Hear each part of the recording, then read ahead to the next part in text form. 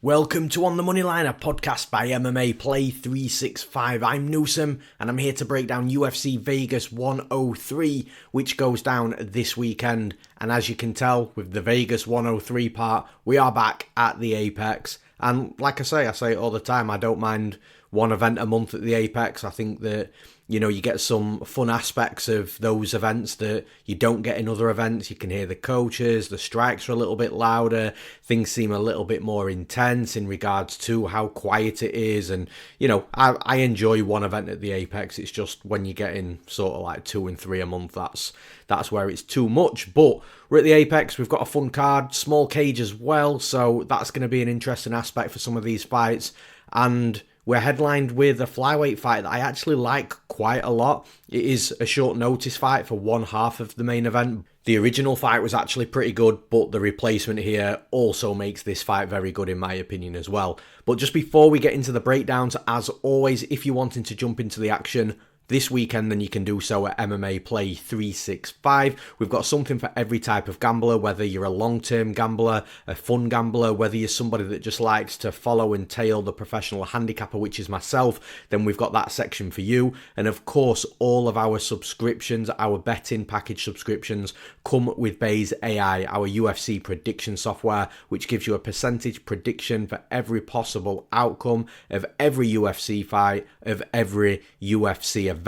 And all of our betting packages are super affordable as well. We're not charging you $50 a month. We're not charging you $400-500 a year. It's either $5 per event, $10 a month, or it's $99 for an entire year. Our ethos is we want you to make the money back that you spend with us as quickly as possible so you can start profiting on the bets that you make. So that's all at MMAplay365.com. And with the intro out the way, with the promo out the way, let's get breaking some fights down. And we start with that main event that I was talking about in the introduction. In the flyweight division, we've got Manel Kape versus Asu Almabayev. Now, of course, this is the short notice fight is for Asu Almabayev. It was originally supposed to be Manel Kape versus Brandon Royval. Brandon Royval was needed elsewhere. So the UFC sort of had to break that fight up and bring in Asu Almabayev, who seems to be... Well, it's definitely a step up in competition for Almabayev, and it seems to be a little bit of a fast track as well because, you know, Manel Kape's been around the top of the division for a while now. He's a solid fighter, and he's definitely one of these types of fighters that I'm not sure will get that title shot. He might do. You know, he's still young enough. There's still room for development there, and we've seen crazier things like, you know, at one point nobody thought Jan Blachowicz would even get a title shot, never mind be a champion. You know, at one point, people were saying the same thing with Charles Oliveira as well. Islam Makhachev was, you know, laughed at being a top 15 fighter at one point. So, you know, there's always a chance and a possibility. And Manel Kape definitely has the ability and the skill set to develop into that title picture. But right now, I'm just unsure if it will ever happen for him, but he's definitely one of those fighters that if you beat, you're going to be up there within, you know, people talking about you being in the top 3 and title fights and all that sort of stuff. So from Almabayev's perspective, is a little bit of a, well, it's definitely a step up in competition, but a bit of a fast track as well, because if he does get the win here, I do expect him to be in and around that conversation at the top of the division for a title fight at some point very soon, potentially this year, considering we are still in February. But as for how this fight sort of plays out stylistically, I kind of have or get really good reads on Manel Kape. There's some fighters like OSP, for example, that I could never really get a solid read on his fights, but there's some fighters that are completely the opposite, and I do seem to get good reads on these fighters. That doesn't mean that I'm always going to be right, and, you know, I'm never going to be wrong. You know, I'll always be wrong at some point with fights and certain fighters, but, you know, with Manel Kape, like I say, I think I've only picked against him 3 times, and I've also bet against him all those 3 times as well. And ironically, his only 3 losses in the UFC are the 3 times that I've picked against him and bet against him as well. The other times, I don't think I've ever had money on him to win a fight, but the reason for that isn't because I don't like him as a fighter, because I do. I think he's a really good fighter. It's just Manel Kape's one of these fighters in the UFC that when he's a favourite, he's normally like minus 300, minus 400, and I just don't want the action at those sort of lines. But on the flip side, when I'm picking against him, when I think he's not in a great fight, then he's either his opponent's either an underdog or the line's close enough for me to bet against him. So that's the reason why I've not bet on him. It's just I've never really wanted to pay, chalk on Manel Kape. But like I say, from a striking perspective, he's a super solid fighter. Like, he's entertaining, he's got power, he can be electric inside the cage. But the issue that I think happens with Manel Kape, and probably one of the reasons why I tend to have good reads on him as a fighter when I'm analysing him, is I can normally tell what version of Kape we're going to get inside the cage, and it depends on the style of opponent that he's facing. Now, if Kape's facing another predominant striker, somebody that likes to trade on the feet, man, Kape will loosen up, he'll let go. Like I say, he's electric in the cage, he throws with heat, big knockout power. He can really flourish and show that he is a potential future, title challenger at the very least. It's just the issue with Kape is when he's not fighting a striker and he's fighting an opponent that wants to take him down, or their primary path to victory is within the wrestling and the grappling, then Kape's a completely different fighter. He doesn't loosen up in the cage. He's got super low volume. He's very hesitant to let go. And the thing is, Kape's actually got decent defensive jiu-jitsu. Like, he can get back up to his feet. We saw that in the Mokaev fight. But again, let's talk about that Mokaev fight, because again, I bet Mokaev. Mokaev was the favourite, but I thought he should have been a bigger favourite than what he was. And to be fair, I bet Mokaev because I thought Mokaev would get the takedowns and the top control time. But actually what we saw happening is, again, the issue that I'm talking about with Kape. Like, Mokaev did take Kape down 3 times, but Kape got back up to his feet pretty quickly on all of the takedowns. So there wasn't too much top control time for Mokaev. How Mokaev actually won that fight was by outstriking, outlanding Kape. And Mokaev was absolutely not the better striker in that fight. Kape landed 20 strikes in 15 minutes, which is just unbelievable when you look at the talent that he's got as a striker. Mokaev outlanded him. Mokaev landed 30 strikes. So again, even 30 strikes in 3 rounds, that's 10 significant strikes per round, which is just unbelievably low volume. So the fact that Kape went lower than that and got outworked on the feet by Mokaev is just, it wasn't like night and day, like Mokaev styled on him or anything like that. Let's not get it twisted. But as the absolute better striker, more dangerous striker, more skilled striker, more varied striker, you should be absolutely taking those chances while the fight's on the feet and lighting Mokaev up. Like, it was not a good look for Kape at all, but it comes back to the hesitancy of when an opponent does have that wrestling threat. I think Kape is just very hesitant to let go. The volume's not there because he's worried about the takedowns. And this is the type of opponent that he's facing in Asu Almabayev. And within the wrestling and the takedowns, the numbers on Almabayev's quite impressive when you put it in certain comparisons. So Almabayev actually lands 5.08 takedowns on average per fight, or per 15 minutes, whichever one you want to look at. I don't think Almabayev's had any 5-round fights in the UFC, so yeah, it's per fight, 5.08, and he completes at 50%. So people look at that and think, well, he's not completing half of the takedowns that he shoots, and that's fair. And then you look at Kape, and Kape defends 77% of takedowns, so that's quite good takedown defense. So there will be that argument of people being very strict by the numbers. But the thing is, when you're a relentless chain wrestler, your completion rate naturally is going to be lower because you're chain wrestling. Every time that you pick up a single leg and look to try and take your opponent down, it counts as a failed takedown. But then you chain to a double leg, and then maybe the double leg's not completed, that counts as a failed takedown. Then you go back to a single leg, then maybe a high crotch, and all these attempts whilst you're chaining on the cage, they actually note down as a failed takedown attempt until you actually get a takedown completed. So the comparison that I look at is someone like Merab Dvalishvili. Now, I'm not saying that Asu Almabayev's on that level, but if you look at Dvalishvili's numbers, he's landing 5.89 compared to the 5.08 of Almabayev. So there's not too much in that. Almabayev shooting and landing and completing enough takedowns. But you look at Merab's completion rate, it's like 35-36%, mid-30s. And again, nobody's gonna look at Merab and say, he's a bad wrestler, he struggles to get fighters down. No, he doesn't. He gets fighters down, but he's just a chain wrestler. Again, you're chaining from the different takedown attempts until you get an opponent down. So these chain wrestlers naturally do have quite low percentage takedown completion rate. But with Almabayev at 50%, that's actually quite high for a chain wrestler. So he's going to be getting in on the takedowns in this fight, and he's going to be looking to take Kape down. And I just think stylistically, Kape is going to have issues in this fight because it's not a typical Kape fight where he's going to let himself go, loosen up and land big shots, because to be fair, if he does, I think Almabayev's just going to level change and take him down. And I think Kape's going to get up. I think Kape's going to get up a ton of times in this fight, but I think over 5 rounds, Almabayev's just going to keep going at it and going at it and going at it. We've seen no evidence of Almabayev, potentially being a bit of a gas job. We've not seen him in a 5-round fight in the UFC, but, at the end of like round 3s, it's not as if he's looking tired or super gassed. He's still active. He's still looking for takedowns. I mean, in the Nicolau fight, he actually scored the knockdown against Nicolau in round 3. So obviously we've not seen Almabayev over 5 rounds. So there's going to be a little bit of an unknown there.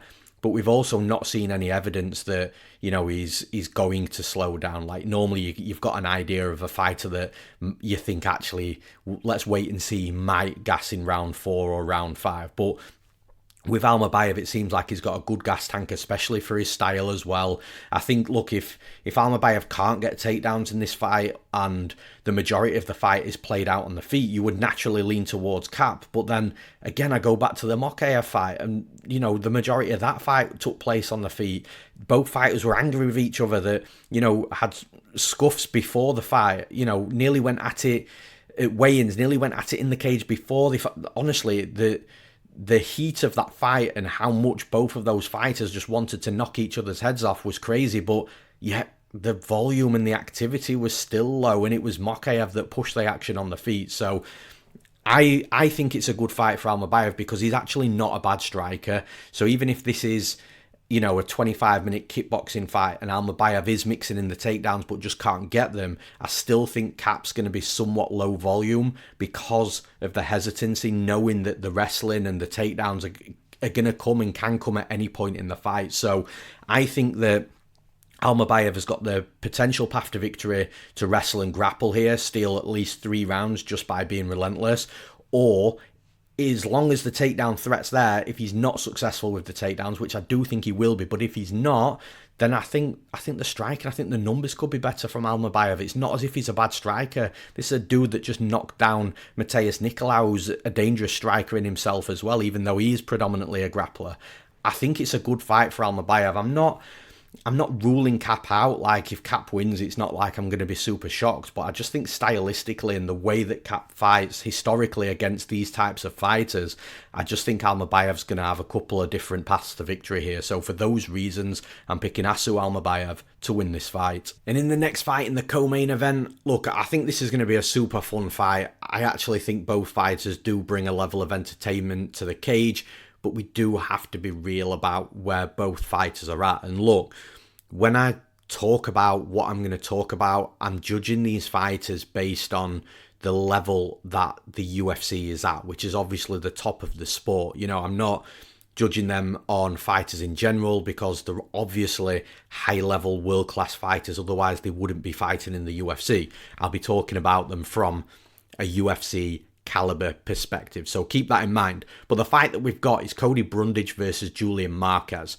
Now, why I mentioned the initial sort of topics in the introduction to this fight is because, look, Cody Brundage is 4-7 in the UFC if you count the Al Hassan loss, which I am counting that Al Hassan loss. A couple of shots did hit the back of the head, but Brundage was out, he was done, he was on his way to losing that fight, and it was just an unfortunate chain of events that pulled the referee off, and the referee had to force, the no contest because of it. So, yeah, look, Al Hassan did his job. He had Brundage, in all kinds of trouble. He dropped him, hurt him, and it was just a matter of time. It's just, like I say, a couple of those punches landed to the back of the head, but I don't think that would have changed the outcome.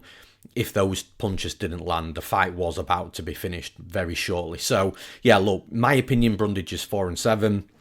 Julian Marquez, on the other hand, is 3-4. So both fighters have got losing records in the UFC under the UFC banner, and it's just not a high-level UFC fight. Both fighters have had durability issues. Both fighters have had cardio issues.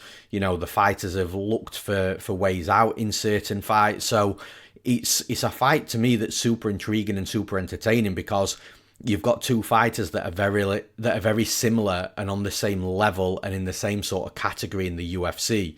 And from Julian Marquez's perspective, he's on a 3-fight losing streak as well. So, like I've said before, not many fighters survive a 4-fight losing streak in the UFC. Brundage, on the other hand, in the same comparison over his last 3 fights, he's 1-1-1, 1 win, 1 loss, 1 no contest. So, I don't think the pressure is as high on Brundage in this fight. Like, if he loses, I don't know where he's at contractually. In the UFC, can cut anybody at any time, but I definitely think Marquez is more at risk in this fight. He's definitely, in my opinion, got more to lose. Although, like you say, you never really know what's going to happen and where fighters are at contractually. This might be Brundage's last fight on his contract, so if he loses, then they probably don't re-sign him. So, yeah, look, in regards to this fight, just from a betting perspective, it's super interesting. Like, I would imagine this type of fight be a dead even -110, -115 pick'em on either side. They don't have too much between them, and I could see either fighter looking great against their opponent. I could see the fight being super close, split, razor close split decision type of fight. So I really wouldn't be placing a massive favourite in this fight. But Julian Marquez is like -170, -180, and it's crazy to see. I would be saying the same thing if it was Brundage -170, -180. It's crazy to see a big favourite in a fight that I believe should be a complete pick'em, because, there'll be some people saying, oh, well, Brundage might look for a way out if he's hit hard. Marquez does hit like a truck, and I agree with that. So if he hits Brundage and he goes down, he might just look for a way out and he might crumble. But Marquez is coming off 3 losses, being knocked out badly in all 3 fights. So although Brundage doesn't have as much stopping power as Marquez on the feet striking, Marquez has still been not like, what does that do for your body at like 34, 35 years old? When you're coming off 3 like back-to-back knockout losses in the UFC. So I think Marquez is at risk as well. This is why, again, I'm coming back to it just being a super close fight, because from the striking perspective, yeah, Marquez does have the stopping power, but he's also the fighter that's 34, 35 years old and been knocked out in 3 consecutive fights. So I'm not giving too much edge on the feet. And look, Brundage can crack as well. He did hurt and drop Rodolfo Vieira. So it's not as if he doesn't have power. It's just not the same type of power that Marquez has. But then when you come to the cardio, like, yeah, Brundage isn't a Merab Diwalishvili or anywhere close, but Marquez's cardio falls off a cliff like 5 to 7 minutes in to fight. Some fights Marquez is looking really good and you're thinking, damn, Marquez has turned up and looking great today. And then within a click of a fingers, with an instant, his mouth's open, he's breathing heavy, he's slowing down, and you're like, holy shit, I didn't see that coming. Like, he was looking great 1 minute, and then the next minute, it's just all gone wrong for Marquez in regards to his cardio. So that's happened multiple times for Julian Marquez. Then when you look at the wrestling, like, yeah, Marquez, he's big, he's physical, he can defend takedowns, but, Marquez's last, 3 or 4 opponents haven't tried to take him down.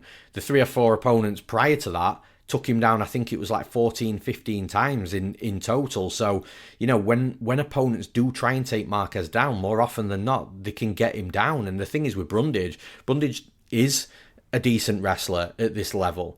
He's not like a high-level wrestler in the UFC, but in this type of fight, in this level, in his division, Brundage can take fighters down. Brundage has also got a decent grappling game as well, if he is topside. So there's a path to victory there for Brundage within the wrestling and It's just, like I say, I could also see Brundage shooting takedowns and maybe Marquez defending a few, and then Brundage, sort of slowly starts to mentally break inside the cage and think, okay, well, if I can't take him down, what am I going to do? And then he's getting hit with hard shots, and then he's starting to worry about how he's going to win the fight. But then Marquez's cardio could fall off after 5 to 7 minutes, and it's just there's so many different scenarios of how this fight could play out between two fighters who are absolutely closely matched. Like I said, a couple of minutes ago, I could absolutely see Marquez looking like a gem in this fight. I could absolutely see Cody Brundage looking like a gem in this fight, but I could also see a sloppy fight, a close fight, a split decision type of fight, back and forth. it's just one of them. Like I say, it should be a straight pick'em. It's really hard to be confident in a winner, but because it's not a straight pick'em, as I always say, more often than not in these types of fights, I'm just going to straight pick the underdog just for the sake of it, just for the sake of the fact that this shouldn't be an underdog and it should be a pick'em. It's a betting podcast after all. For those reasons, I'm picking Cody Brundage to win the fight. In the next fight, this fight's going to be an absolute banger. We've got Nasrat Haqparast versus Esteban Ribovics.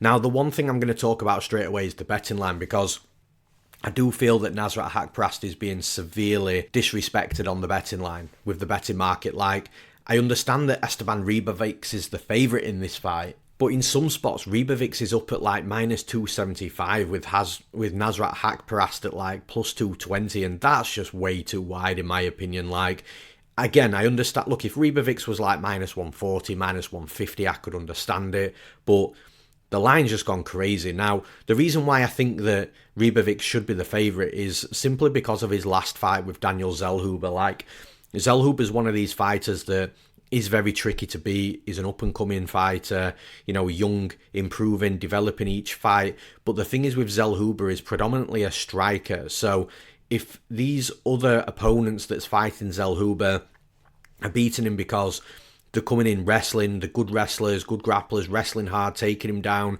really sort of, you know, halting the striking flow of Zellhuber in his fights, then yeah, I could understand that. But the thing is, Ribovics is predominantly a striker as well. He's got a tricky grappling game, but predominantly he likes to strike.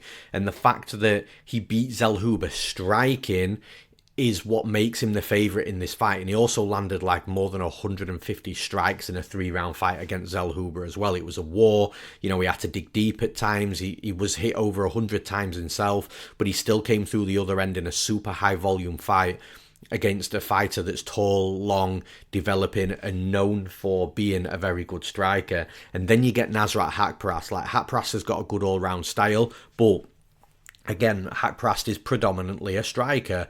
I just don't think he's as good of a technical striker as Daniel Zellhuber. Look, to be fair to Nasrat Haqparast, he can put in over 100 strikes in volume as well in a 3-round fight, but I think Zellhuber's the harder stylistic striker and harder stylistic fight for Ribovics than what Nasrat Haqparast will be. And I think that's the reason why Ribovics is a favourite in this fight. It's just the line shouldn't be that wide. Look, when both of these fighters come to strike, like, we're going to see some electric combinations. Both fighters are super fast, but I just like the way Ribovics pressures. Like, he pressures forwards, he comes forwards, he'll eat a few shots to land some himself. And like I say, it's just a lot of fighters don't really have an answer for that at this level. So I think that, look, Haqparast is going to be competitive. He's going to be, I think at plus 220 is live, you know what I mean, to win the fight. But like I say, when you come back to how you visualize this fight playing out, I think early on it's going to be close. There's going to be some really good exchanges, but I think Ribovics is going to very, very slowly start taking a couple of extra steps forward, a couple more extra steps. He's going to slowly just put that, you know, that slow but consistent pressure on Haqparast in this fight, where Haqparast is slowly starting to fight more and more on the back foot the longer the fight goes on. And again, Haqparast will still be landing on the back foot, but I just think Ribovics is going to edge out the rounds. And again, if we go to a decision, it's going to be one of them where all 3 rounds are close, but when you're looking for the slight edges of which fighter's just done enough, that's just been the slightly better, more consistent fighter throughout the round, I think that fighter's going to be Ribovics, which kind of stops me from picking a prediction perspective, picking Nasrat Haqparast, because I kind of do feel like he is going to lose the fight. But look, if you're dying for action on this fight and you want to be putting your money on this fight, then it's absolutely got to be the side of Haqparast, because I think at minus 275 for a fight that could be relatively close with a fighter that, like, it wouldn't shock me for Haqparast to land a quick combination, hurt Ribovics, drop him, and subsequently go to finish the fight. So it wouldn't shock me to see a Haqparast win. I think that he's live for a win, but it's also live for a very close and competitive, high volume fight as well. Super entertaining, you know. And for that type of fight to have a minus 275 favourite in it, I just don't agree with. So if you're betting it from a betting perspective, then Haqparast is your side. But for who I actually think is going to win the fight, I just think Ribovics is, like I say, I think Zellhuber was a harder stylistic fight with a better striker, trickier striker in front of him in his last fight than what it is here. So for those reasons, I am, from a pick and prediction perspective, going to pick Esteban Ribovics to win this fight. And in the next fight, we're in the heavyweight division. We've got Austen Lane versus Mario Pinto. Now, obviously, Mario Pinto is making his UFC debut, 9-0. He looks the goods, this guy from Portugal. Like, you watch his tape and he's very calm. He's very composed. He doesn't overload on his strikes. He's not one of these like massively wide heavyweights either that's carrying a ton of weight. You know, he's quite trimmed. He looks quite athletic for the division. But like I say, I really like how patient he is, how technical he is with his striking. He doesn't rush anything. We've seen him fight over 5 rounds as well, and that's also 5 rounds with somebody constantly trying to take him down and trying to wrestle and grapple him. So you can see that this guy's got good cardio, and we've seen it over 5 rounds as well. Now, that's not to say that he can't come into his UFC debut, have some debut jitters and the energy not being quite there, or maybe he has an adrenaline dump or something like that. You know, you can never really rule that out, but you can only really analyse a fighter from what you've seen in previous fights. And in previous fights, I'm seeing a fighter that, like I say, is very calm, very relaxed, you know, knows where he's good, and, you know, just looks to try and pick his opponents apart. And when he does land a hard shot, he can knock you out, but it's not a hard shot where he's looking for it and he's overthrowing for it. You know, that's a hard shot that's landed through precision and timing, like we saw in his Contender Series fight. That was a beautiful knockout. So yeah, I am liking what I'm seeing very early on from Pinto. Now, with Austen Lane on the other side, Austen Lane has had a few fights in the UFC. The first one was a no contest due to an accidental eye poke against Justin Tafa, but then he rematched Justin Tafa, and then Tafa knocked him out in the first round. Then he fought Jonata Deniz. Deniz knocked him out in that fight. Then he went against Robelis Despain, who Despain is a former Olympic medalist in Taekwondo, I believe it was. You know, a dangerous striker, got a ton of power, and again, people thought the path was going to follow, again, me included as well. I thought Despain was going to follow in the path of the back-to-back knockouts that Austen Lane had suffered before that fight, but then Lane came into the fight, super smart game plan, looked to take him down, wrestled him. The moments where they were striking on the feet, it was looking like it's a good idea for Lane to be wrestling him, because if that was a 15-minute kickboxing fight, I think that, you know, out at space, I think Despain would have knocked him out, but that wasn't the case. Lane came in with the wrestling game plan. You know, there was a massive hole and a massive flaw and a massive weakness in Despain's game within the wrestling and grappling, and, you know, Lane smartly looked to activate it, did, and then ended up beating him, and Despain got cut from the UFC. So Austen Lane did have a smart game plan in that fight, but look, with Mario Pinto, I think that Lane's really in trouble in this fight, because I think if Lane goes strike for strike with Pinto, I think he's going to get picked apart, and then Pinto might find one of those shots that, again, just with precision and timing, just hurts Lane and knocks him out. But if Lane decides to go down the wrestling and grappling route, well, I've seen Pinto defend takedowns from like short, stocky wrestlers that are close to the hips, that get in on the hips of Pinto, where they should actually be completing plenty of takedowns from those positions. And look, Pinto was taken down once or twice, but he can get back up to his feet.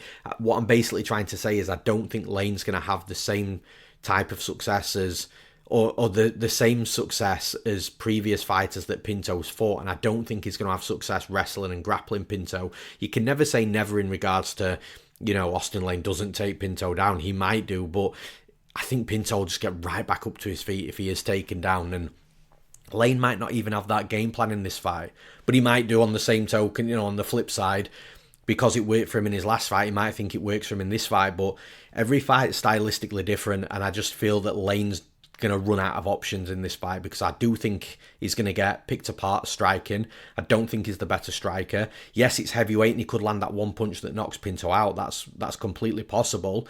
But outside of the puncher's chance, which to the heavyweight credit, you know, there is an elevated puncher's chance because they are bigger guys, but I just think that it is a low percentage, or a lower percentage outcome. It is still a puncher's chance, you know, when you look at it in an overall perspective. But I think that Pinto's the better striker. Pinto's also got that same puncher's chance as well. But then if it gets to the wrestling and grappling, I just don't think that Lane's going to have much success there either. So I'm looking at this fight where does Austen Lane win? And I think he wins via puncher's chance, and I don't think that he wins too much. outside of that, I think Mario Pinto is just a better skilled fighter wherever the fight goes. And like I say, it's a UFC debut. Maybe he does have an adrenaline dump and gas out, and Austen Lane puts on one of these performances where, you know, he's an underdog in a fight that everybody's expecting him to lose, and then to everybody's surprise he ends up winning. But I feel like he's just had that type of fight against Esteban, and I don't think he's going to have it here. So for those reasons, I'm picking Mario Pinto to win this fight. And in the next fight, we've got William Gomis versus Hyder Amil. Now, I think this is a good fight for William Gomis. I actually think the line could be a little bit wider as well, like he's like minus 200, minus 220. I actually think it could be wider, and that's not any disrespect to Hyder Amil. Look, Hyder Amil's a solid fighter, knockout power, good cardio, good wrestling and grappling defensively as well. We saw that in the Emre Sonmez fight from the Contender Series. That was a super fun fight to watch. But William Gomis is a completely different style. He isn't a fighter that's going to be shooting takedowns and looking to try and get Hyder Amil down. And if he was that type of fighter, then you would be looking at, okay, well, Hyder Amil can defend these takedowns and get back up to his feet, so maybe he's live. But it's not going to be that type of fight. It's going to be a fight where, if anything, it's going to be a Hyder Amil that tries to potentially take William Gomis down, because that's where Gomis is weakest in MMA. I don't think he's terrible from defending takedowns. He can be taken down, but he can also get back up as well. So it's not as if Gomis has got like a glaring hole with the wrestling defense and the grappling defense. It's just that's where he's weakest, because he's predominantly a striker. But I think with William Gomis, he's just fought, and again, some people call it controversial, but he's just fought and beaten a better quality fighter than Hyder Amil everywhere in Joanderson Brito. Like, Brito's a better striker than Amil. Brito hits harder than Amil. Brito's a better wrestler than Amil. He's a better grappler than Amil. I just think that Joanderson Brito everywhere is a better version than Hyder Amil, and William Gomis has just beaten that type of fighter. So I look at this fight and think, well, what can Hyder Amil do in this fight that's better or any different than what Brito tried to do against Gomis and fell short?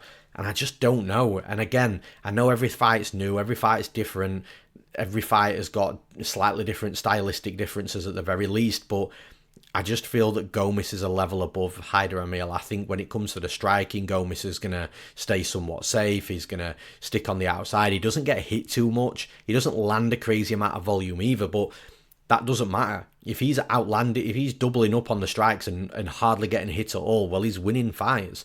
I think Hyder Amil's got to push the wrestling and grappling in this fight, and I just don't think that he's going to be that successful. Again, he might get Gomis down once or twice, but I don't think that Amil's going to be able to force and edge the rounds out to himself in this fight. I think it's going to be William Gomis that puts on a bit of a clinic. So for those reasons, I'm picking William Gomis to win this fight. And in the next fight, this could be super fun as well. We've got Danny Barlow versus Sam Patterson. Now, Danny Barlow's got quite a lot of hype around him at the minute, and he does look to me, it reminds me a lot of the type of hype and the quick rise that Jamal Hill had. Now, obviously, it's not worked out for Hill at the top of the division, but when Hill was fighting fighters at the lower level in the UFC, which again, that's no disrespect to Sam Patterson, I'm just saying when he was fighting fighters outside of like the top 15, top 20, then Jamal Hill was looking incredible, and I'm kind of seeing a similar type of rise for Danny Barlow.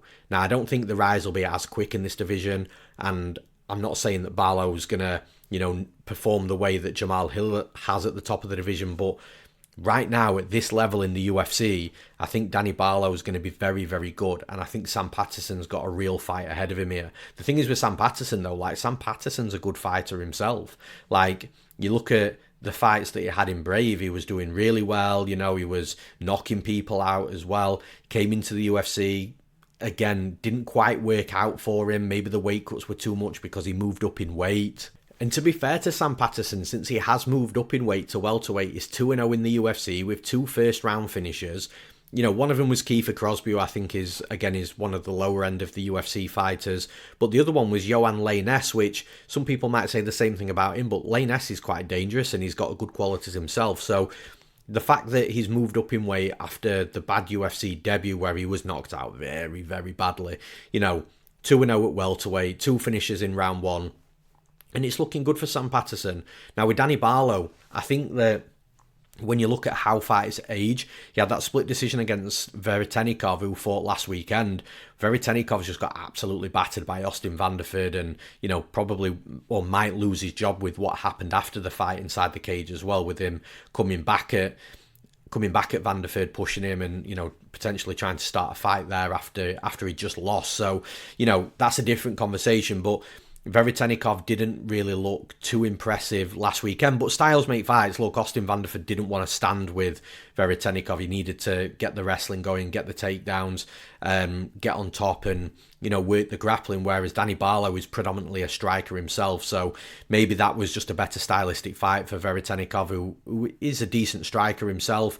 So maybe this, you know, the split decision was a little bit hit and miss, but like I say, from how fights age, it didn't age great. But again, every fight's new, every fight's different, and this fight with Sam Patterson is going to be interesting because both fighters are super tall for the division. Both have got long reaches for the division. Both are predominant or prefer to stand and strike. However, I think in this fight, it's Sam Patterson that might look for the takedowns, but this is where I think Sam Patterson's going to get got at. If Sam Patterson stands and strikes with Danny Barlow, I think Patterson's going to be at risk of getting hurt and getting outlanded. Danny Barlow's super sharp and elusive on the feet, and like I say, he's definitely got power in that left hand, power that we have seen Sam Patterson crumble to, but it was in a lower division where the weight class was harsher, so maybe there was a little bit of, you know, hydration issue there that caused the you know, the big knockout. But regardless, we've seen Sam Patterson knocked out. Danny Barlow packs power. So I think what's going to happen is, I think Danny Barlow's going to hit Sam Patterson hard a few times, and it's going to make Sam Patterson get instant respect, and then Patterson will probably start looking to take Danny Barlow down. Now, Danny Barlow can be taken down, but he's got a decent defensive wrestling and grappling game, which at this level is going to help him keep fights standing, so then he can flourish on the feet. And I think that's exactly what's going to happen. I think Patterson will be competitive in this fight, but once Danny Barlow starts landing some quick combinations on Patterson with some hard punches in there, I think it's going to make Patterson try and mix things up a little bit. And once he tries to mix things up, I think Barlow's going to be able to work defensively quite well. And then Patterson's going to think, okay, well, now I'm forced to strike after I've tried to take him down. And now the hesitancy starts setting in on Patterson. Maybe Patterson doesn't start flowing on the feet as much as what he wants to, and then he starts getting caught a little bit more by Barlow. And I think it's going to be one of these fights where Barlow starts taking over the fight, you know, sort of maybe from halfway through round 1 into round 2, and then the more he starts taking over the fight, the better and better he looks. Maybe we see a late finish, or maybe we just see a decision where it's quite clear of who's won. So for those reasons, I'm picking Danny Barlow to win this fight. And in the next fight, we've got Ricardo Ramos versus Chepe Mariscal. Now, I think this is a terrible fight for Ricardo Ramos, if I'm being honest. Stylistically, I think he's got a really rough fight coming for him on Saturday night. Like Chepe Mariscal a few fights ago, I was still a little bit unsure about him. You know, I thought he could potentially be got at. Didn't think that, you know, his skill set naturally would really thrive in fights against a certain level of opponent. But man, there's just no questions on Chepe Mariscal anymore. You know he's well trained. You know he's got good training partners, you know, going at it with the likes of Justin Gaethje every single day. And you look at the wins that he's had in the UFC. Like, Trevor Peek was his UFC debut. Now, you can say what you want about Trevor Peek, but he's going to be a tough, like, he's a car crash type of fighter, 100 miles an hour in your face instantly, will be loading up on bungalows, trying to knock you out. And Chepe Mariscal, you know, survived everything that Trevor Peek threw at him, literally, like throwing bomb after bomb after bomb at him. And he managed that fight really well, Chepe Mariscal, when you look back at that, considering that a lot of fighters would crumble under that, the power and pressure that Pete brings to the cage. But then Chepe Mariscal goes against Jack Jenkins. Now, Jack Jenkins, again, it was a bit of a weird finish to the fight, you know, due to the injury, and Jack Jenkins did win round 1, but you could see that Chepe Mariscal was working his way back into the fight. And Jenkins, although, you know, he's lost a couple of fights now in the UFC, I still think Jenkins is a really good quality fighter, and I still think that's a good win for Mariscal. Then Mariscal goes in there against Morgan Charrière. Now, I actually thought that Charrière did do enough to win the fight. It was a split decision. It wasn't a robbery. It could have gone either way. But the bottom line is Morgan Charrier is a good fighter, really well-rounded, good striker, good wrestler, good grappler. I rate Charrier quite highly, if I'm being honest. So the fact that Mariscal was obviously competitive with him and ended up getting the nod on the scorecards is impressive. Then Chepe Mariscal goes against Damon Jackson. Now, you could argue that Jackson, getting up there in age and he's probably on his decline now, but Chepe Mariscal absolutely smashed Jackson and, was getting the takedowns and on Jackson, out-grappling Jackson when Jackson was supposed to be the better wrestler and grappler. So now you're looking at Mariscal, who's won 4 fights in the UFC. He's 4-0 in the UFC. Only 1 finish, but he's looking really, really good. Like I say, well-trained, well-rounded, doesn't have too many holes everywhere. Then you look at Ricardo Ramos. Look, I was super high on Ramos when he first came into the UFC. I thought he was going to be a future star. And again, I suppose there's still time for him, but it's looking less and less likely every fight that we see. But he trades wins, he trades losses. And he's one of these fighters where, he can have a phenomenal performance and, maybe when you don't expect him to win, he looks outstanding, but then he goes into his next fight and you're expecting him to win and then he just completely flakes. So he's one of these fighters that is inconsistent with his performances. And when, like I say, when you expect him to win, he can lose. And when you expect him to lose, he can win. But when it's one of those fights where you're expecting him to lose and he wins, it's probably because his opponent has got a certain hole and the game plan was good from Ramos. Whereas Chepe Mariscal, I'm expecting Chepe Mariscal to win this fight, but I just don't see where Ramos is going to get at him. Like, is Ramos going to come in and surprise everybody with, the wrestling and grappling advantage? Well, I think he is a good grappler, but I just think Mariscal's going to be fine if it hits the mat, even if he's on his back, even if Ramos does manage to take him down, which I'm not convinced he will. I think Mariscal will be absolutely fine defensively there. And then on the feet, I think Mariscal's going to torch Ricardo Ramos on the feet. I think he's going to walk through anything that Ramos is going to throw at him, have no respect for Ramos and the power that he brings to the cage, which he's not known for his massive stopping power. I think Mariscal will walk through any fire that Ramos gives him on the feet, land punches himself, and I think he'll break Ramos on the feet if that's how the fight plays out. And eventually Ramos crumbles and Mariscal, I think, will get a stoppage win in this fight. If the fight goes to the mat, I think if it's Mariscal that is taken down, I think he'll get back up to his feet. But if it's Mariscal on top of Ramos, I think he can land some hammers from ground and pound as well. Hurt Ramos, potentially stop him on the ground as well from a top position with ground and pound. So yeah, look, the only outcome I don't see is Mariscal submitting Ramos, but I think he could definitely finish him KO TKO on the mat with ground and pound. I think that he could, the forward pressure and the walking through fire and closing Ramos down and getting Ramos back against the cage and unloading shots, I think he could stop him there as well. So I think it's going to be a stoppage win, and I'm picking Chepe Mariscal to win this fight. And in the next fight, we've got Douglas Silva de Andrade versus John Castaneda.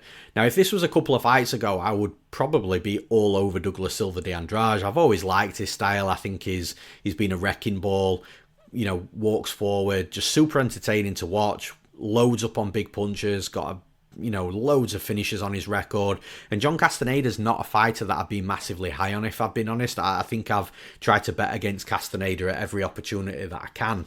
But I'm kind of coming round to Castaneda when he's fighting a certain level of opponent. And on the flip side with Douglas Silva de Andrade, I kind of feel like we are starting to see the decline of him because he is up there in age. And I think that he's surpassed a level at a certain age that a lot of people weren't expecting. But I do think that we're seeing the age and the decline creep in a little bit with de Andrade. Like, his last couple of fights have been quite low volume, especially the Miles Johns fight. Like, there was so much staring and you could see that Andrade wanted to go and go and go. And look, maybe it was just the opponent that was in front of him and he couldn't really, get his reads to enter into the pocket and try and unload on Miles Johns. But that's never stopped de Andrade before. Man, like, he don't give a fuck. He'll come forwards, he'll eat punches if it means landing one or trying to land one big bomb himself. So the fact that Andrade was really hesitant last time out and trying to pick his shots, I don't know. There was a different version of de Andrade that I saw inside the cage against Miles Johns, to the point where I'm thinking, is this, because of his age, is this the start of the decline for Silva de Andrade? And it might be. The thing is with Castaneda, I think Castaneda is going to deal with, even if this is an Andrade that does have a little bit more volume than what we saw last time out and he's starting to wing bombs at him, I think Castaneda is going to do a good job in this fight of just stopping any of that, just making it the Miles Johns type of fight that we saw last time out with Silva de Andrade. And again, in that type of fight, I think Castaneda is going to thrive. He's going to have time to land his shots. He can probably mix in some takedowns as well, even if he doesn't get him, just changing things up and again, just making de Andrade just struggle to get inside and land bombs on him. I think it's a good fight for Castaneda to look good in this fight against a fighter that has been in the UFC for years. He's an absolute veteran, Douglas Silva de Andrade is, but I think that Castaneda is going to be good enough here to not get hit with anything, big bomb-wise and just stick to good technical striking, a true mixed martial arts fight where he's mixing things up, looking for wrestling to break up any potential big moments from Silva de Andrade and just put on a solid display. And I think, look, if this goes to a decision, which I think there's a good chance it can go to a decision, I think we're going to see a 30-27 from Castaneda with every single round. So for those reasons, I'm picking John Castaneda to win this fight. And in the next fight, we've got Andrea Lee versus JJ Aldrich. And I think this is going to be a super close fight. It's going to be one of these fights where we're going to see 3 close or potentially 3 close rounds. Again, I never like to rule a finish out. I always like to have the optimism that there is going to be a finish. But the likelihood is it's probably going to go 3 rounds. We're going to see 3 close rounds. I'm not even sure it's going to be one of them where, Aldrich absolutely has 1 round definitive, Lee absolutely has 1 round definitive, and then we've got 1 back and forth round that, could be scored either way. I think that all 3 rounds are going to be very close, very competitive, and potentially scored either way. So I do think it's going to be a super close fight. However, when you're looking at a close fight that's gone to a decision and the judges are looking for absolutely anything that they can to give an edge to, one fighter in these rounds, because obviously you can't score a draw for 3 super close rounds. There's got to be an edge somewhere. And I think when the judges are looking for that edge, they're going to have to be, really pick at certain parts of the fight just to give the lead to one of these fighters, and I just kind of feel like it's going to be Aldrich. She's a real savvy veteran, and when it comes to these close fights, Aldrich is a type of fighter that can do just enough that might just land that one bigger punch or those two bigger punches in a round that the judges think, okay, well, that's the most significant thing I've seen this round, therefore we've got to give it to that fighter. And it's just, or even if it's just like control time, like the striking's super close and the volume's super close, but Aldrich has had a little bit more cage control time and just controlled things a little bit better. I just think that Aldrich, being a savvy veteran, she's been in the UFC for years, I think she'll do just enough to give the judges something to score those rounds to her opposed to Andrea Lee. So yeah, for those reasons, close and competitive fight, but I'm picking JJ Aldrich to win this fight. In the next fight, we've got Lucas Almeida versus Danny Silva. Now, with Lucas Almeida, I'm going to sound like a broken record here because it's something that I've said, I think, pretty much breaking every single fight down since his UFC debut, is with Almeida, I really like him as a fighter. I think he's a dangerous striker. I think he's got good qualities on the feet striking as well. But for time now, I've just wanted him to potentially travel over to America, from Brazil, and look to work with one of the top gyms there. I'm not saying it has to be an ATT or it has to be an Extreme Couture, but just one of these US gyms that have got plenty of other UFC fighters as training partners. And I think that would have developed Lucas Almeida into a really, really good fighter, and will have seen, I mean, he is a really, really good fighter anyway, but I think would have seen like massive developments and improvements, and I think he'd be a level above where he's at right now. But like, it looked, not so much for this fight, but prior to this fight, it looked like he was training in potentially like a shed somewhere in Brazil. Didn't really look like he was somewhere that he was going to flourish. And then for this camp that he's done, it looks like he has changed gyms, but he's just in, it looks like a better place that he's training, but he's still in Brazil and he's still not around, the same quality of fighters that he's at. And I kind of feel that at 34 years old, he's probably missed that he's missed that window of rapid development and improvements within his game. He's 34 now, so I kind of feel like the developments aren't going to be what they could have been, but he's still a good fighter. And again, I know I sound like a broken record, but I just wanted to bring it up once again. Whereas with Danny Silva, he's much younger. He's a good striker himself. The one concern I've got with Danny Silva is the fact that he's super hittable. Like, for as high volume as he can be, like, the dude landed over 200 strikes in a 3-round fight in the Contender Series, which is Max Holloway type of volume. But he also got hit a shitload of times in that fight as well. I think it was like 150 or something times himself. So he's still got hit a ton there. So he is hittable, but he's one of these types of fighters that will come forwards and, like, he's very precise with his combination. So if it means him eating a jab or a 1-2 for him to land like a 3 or 4 punch combination, then he's going to try and do that. And again, long term, he probably needs to fix that. And in this fight, it might actually be a danger because Lucas Almeida's a good striker himself. He's predominantly a striker, and he will land punches. So if Danny Silva isn't careful, he's got to mind his P's and Q's here. Otherwise, he could end up being knocked out. But I do like Danny Silva's style. Like I say, his striking style is very calm, very patient, puts long combinations together. He rips to the body as well as the head, and he digs to the body purposely. So that's something that I like, just to chip away at the body, damage the body a little bit, affects the cardio of the opponent. But he's also got a really good wrestling and grappling game as well. Like, it's what I mean. He mixes things up really well, Danny Silva, and I think that's what's going to lead him to victory in this fight. Because if this is a 15-minute K1 fight between Silva and Almeida, I think Silva's super live. Sorry, I think Almeida's super live. Although I still wouldn't rule out Silva winning a 15-minute kickboxing fight. It's just Silva would be giving Almeida every chance. He'd be giving him a chance to activate his path to victory. But I think Silva's going to mix things up in this. I don't think it's going to be a 15-minute K1 fight. Almeida, he's not bad with his defensive wrestling and grappling, but it's definitely where he's not strongest. So I think Silva's going to come into this fight, look to wrestle and grapple him. I think Silva's going to land a few takedowns. I think it's going to be similar to what we saw with Gene Matsumoto last weekend. By the way, again, just off topic, I thought Matsumoto absolutely won that fight. Although it was close and competitive, I thought it was relatively clear. But I think that Matsumoto, again, he was a good striker, but he really went to his wrestling and grappling where he's got a sneaky good skill set. And I think Silva's going to do the same thing.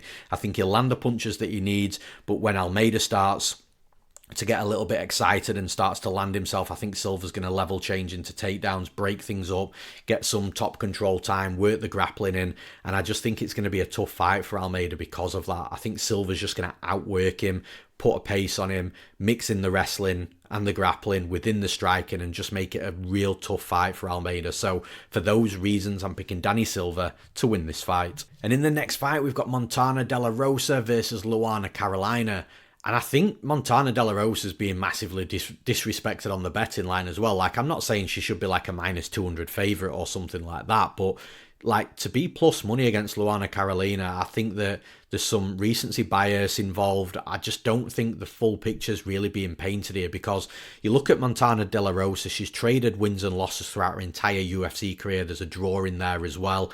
And she hasn't been, a dominant fighter by any stretch of the imagination. And like I say, you can't always guarantee any wins. I mean, you can't guarantee wins in MMA unless you're at a certain level, but you can't be overly confident when Montana De La Rosa goes into a fight in the UFC, from what we've seen anyway. But the thing is with Luana Carolina, like, I don't think she's really fought too many fighters that are a certain level in the UFC and beaten them decisively. And again, she's traded wins and losses as well. But the fact that Montana De La Rosa doesn't have a good record in the UFC, I think is the reason why, she's being well overlooked in this fight. But you've got to look at the level of competition that De La Rosa's been fighting in the UFC. And specifically, you look at the losses. She's lost to Andrea Lee, who at the time, by the way, Andrea Lee was one of the higher regarded fighters in the division that people thought was going to have an amazing UFC career and be up there within the top 3, top 5. And then she lost to Viviana Araújo. That's her next loss. Now, again, Viviana Araújo was like a super dangerous fighter. Good striker with power, wrestling, grappling, came into the UFC with a bang. Then she drew against Mayra Bueno Silva, who had a UFC championship fight. Then she lost against Macy Barber. Macy Barber's one of the most promising prospects in the division.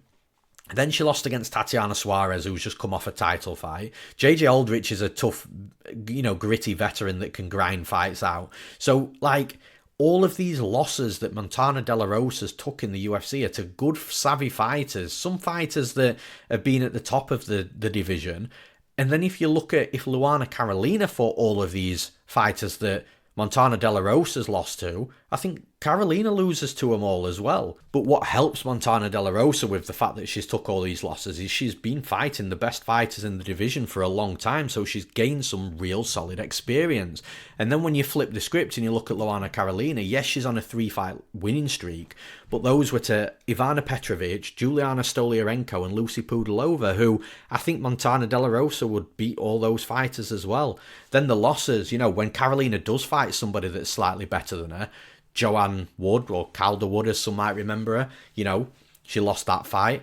Then Molly McCann, she lost that fight. Ariana De Silva, or as some may remember her, Ariana Lipski. And in the proof of what I'm trying to say in regards to, the level of competition, Montana De La Rosa beat Ariana Lipski, knocked her out, or KO in round 2. So again, it kind of proves the point of, if these fighters fight those opponents, then that fighter's gonna do well and all that sort of stuff.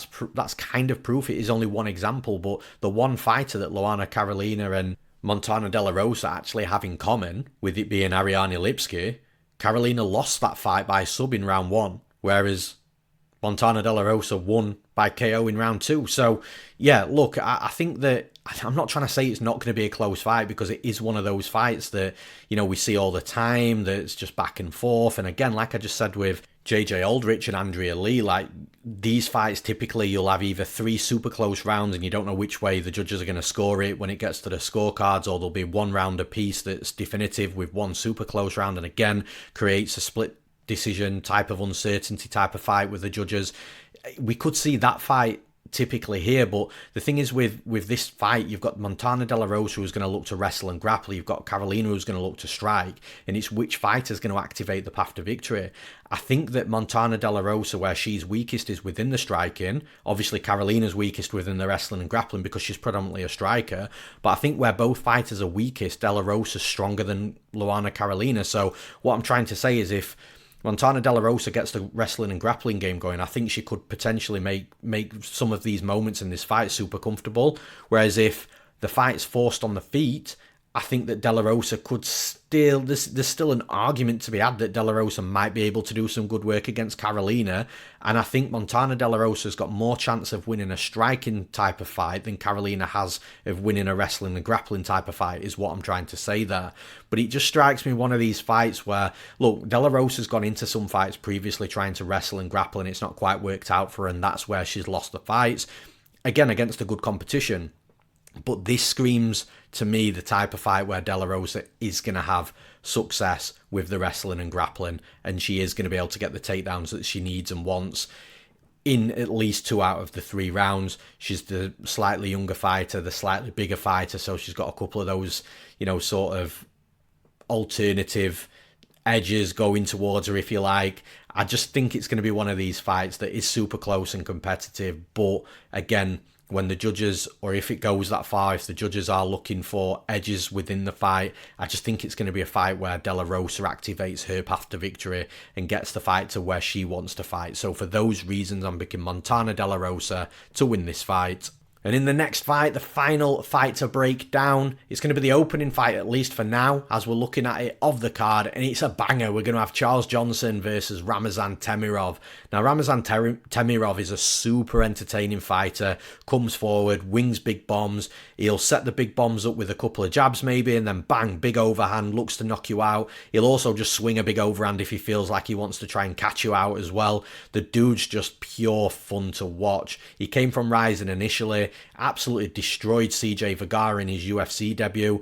And I actually think it's one of these fights where, look, if Temirov wasn't fighting someone with the quality of Charles Johnson, he'd be like a minus 200, minus 250 favourite here. So although he is like a minus 130 to minus 140 favourite, that's more credit to the type of fighter that he's fighting in Johnson. And actually this opened, I'm pretty sure Johnson opened up a very slight favourite as well. So the line's flipped, and I kind of understand why and where the line moved, because I do think Temirov's just going to be like hell on wheels for so many fighters in this division, and that's probably the best way to describe him.